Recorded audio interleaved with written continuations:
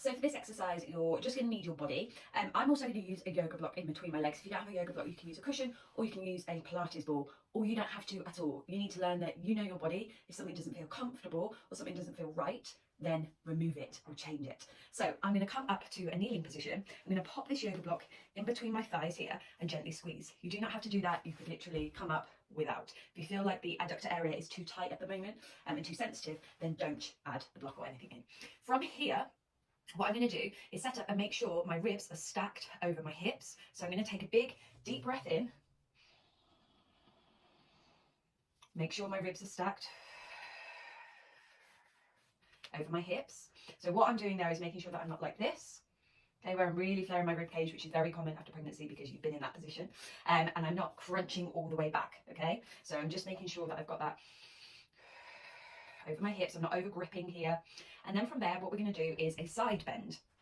So placing the hands behind the head. When you do this, make sure you then don't lift the rib cage up. Keep the ribs down, making sure the bottom of the ribs are pointing to the floor. We're going to breathe in, and as you breathe out, we're going to crunch side to side. And I'm going to apply gentle little squeeze in between my thighs, okay? And that's going to help me connect my pelvic floor and switch the adductors on. Like I said, if the squeeze is too much, scrap the squeeze. So we take a breath in.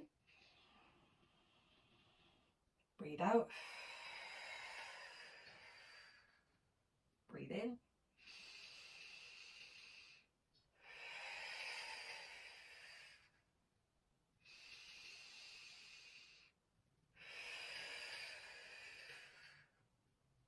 Okay, so I'm going to stop the breathing now. I'm going to just walk you through it. So we breathe in at the top for one big breath.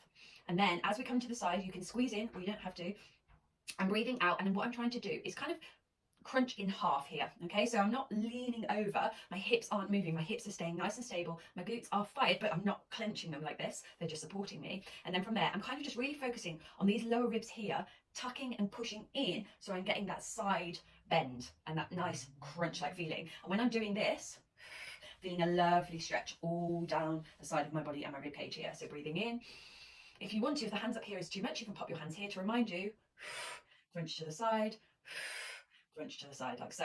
And a final little tip would be really focus on keeping from here downwards still. What we don't want to happen is for your hips to follow.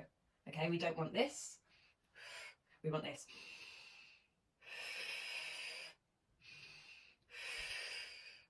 So you can break the breathing up into in, out,